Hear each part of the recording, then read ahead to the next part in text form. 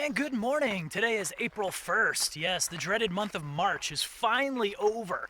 So, all right, April 1st, called April Fool's Day, whatever. I'm a fool in love with the trail. All right, let's go. Here at mile 220 is the Whitewater River, which I think is fed by Mission Creek. For about the last 2 miles, though, you could hear the river off in the distance. So there is good water here.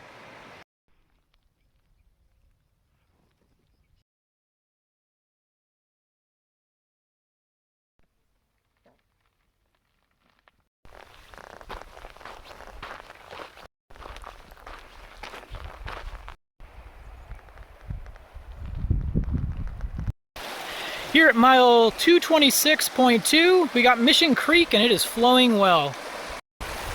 All right there, so I just uploaded my I'm Back video, and while I was connected to the internet, I got a message from one of my friends back in the world, and they have corona. And this friend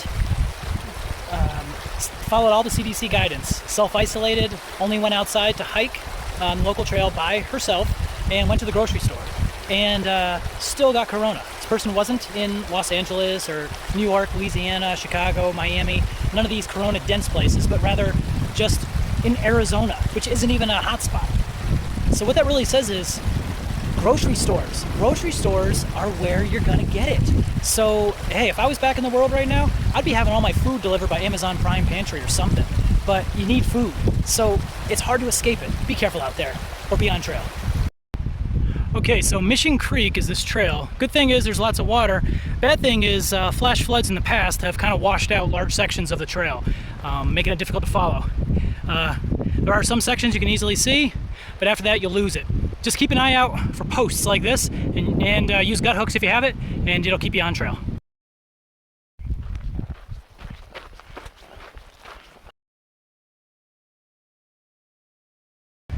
Okay, so Mission Creek is basically a series of finding the trail and then losing the trail. Like here we go. Every time it goes down by the river, you end up losing it. And then you follow the riverbed and eventually you find it again. So, but if you follow the creek / river, eventually you'll find the trail again.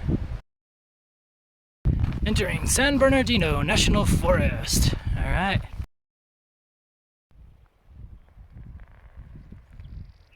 Alrighty, so here we are at mile 235.5. It was about a 16-mile day, which felt a lot worse because Mission Creek was just destroyed. Walking on those round river rock, ankle breaker rocks, it was bad, really slow going. But plus going up almost 4,000 feet didn't help. So, all right, here's a nice campsite here. It says there's room here for about 3 tents or so. I'm gonna cowboy camp again tonight, make a little dinner, and then head off tomorrow. I chose this site because tomorrow I'm looking at a 20-mile day to get up and over the mountain. I'd rather not camp up at 8,600 feet, and looking to get 20 miles and be on the downslope. So, all right, hope you enjoyed and have a great day. Hey, before I forget and go to sleep, one thing I did want to mention, we're talking about trail count as far as how many through hikers, day hikers, and so on. Today's day hiker count was 1. It's because we're getting further away from trailheads that are accessible from day hikers. And through hikers, there were a total of 4 that I saw, and 1 was a repeat from yesterday. So, and at no point were they within 6 feet of me. So, and I'd say 99% of the day, I hiked solo. The only time I really encountered the other through hikers was when they stopped to take a break, or I did, we'd leapfrog each other. But just hike solo today. All right, hike on. And good morning, April 2nd here, and yep, I cowboy camped again. I got my food cold soaking here. Had to go cold soak since carrying so much food. Just had to reduce the weight of my pack, so got rid of the stove and all for now. And as you can see, I got a solar panel right there.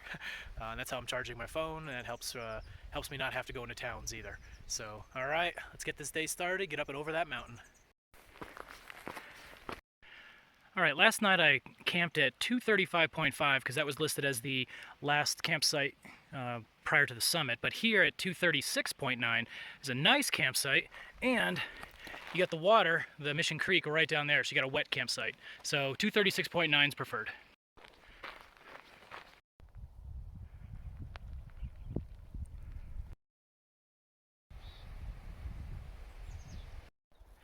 All right, so I'm here at mile 239.8. We got a seasonal stream right here. It's obviously snowmelt because it is cold and crisp and refreshing. In fact, I drank it too fast. I actually gave myself brain freeze. So, but really good, delicious. But hey, some of you guys have asked how I can pack and carry 2 weeks worth of food in one go. And let me tell you, yeah, it's a little bit heavier, but you got to choose your food wisely. All right, and here I just want to show you an example. What I have here is coconut cashew crisps. All natural ingredients. I mean, it's got coconut, coconut sugar, cashews, cocoa powder, cassava flour, and sea salt. No high fructose corn syrup, none of that crap. It's actually good stuff. This little bag is like 1,200 calories. In fact, this is about just over 5 calories per gram, or just over 150 calories per ounce. So yeah, that's how I'm able to do it, is using calorie-dense foods. So all right, let's get back on trail. All right, back on trail here after cameling up. That's because the next water source is about 16, 17 miles away. There is some snow, but not counting snow, we got a ways. So all right, hike on. Since mile 241, there's been intermittent sections of snow coverage on the trail, but the trail is well marked with previous footprints, and apparently, based on a report from about a week and a half ago, this was all totally covered. So the sun is starting to melt it down pretty quick.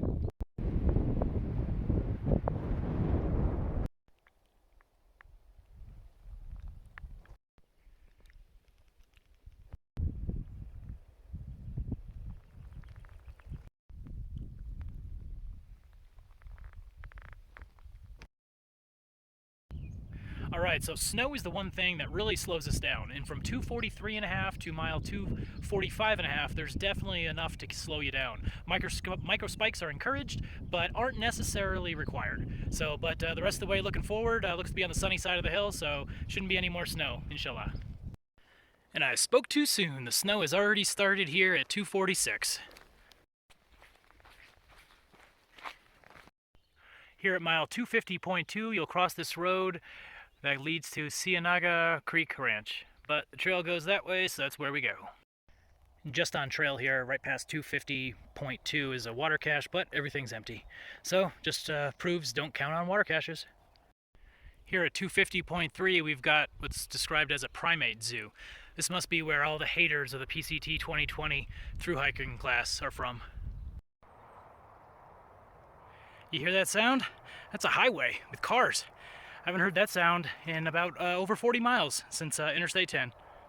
All right, here at 252.1, we have a water cache. Unfortunately, everything's empty, but we do want to express our thanks to Papa Smurf and Mountain Mama. Thank you very much.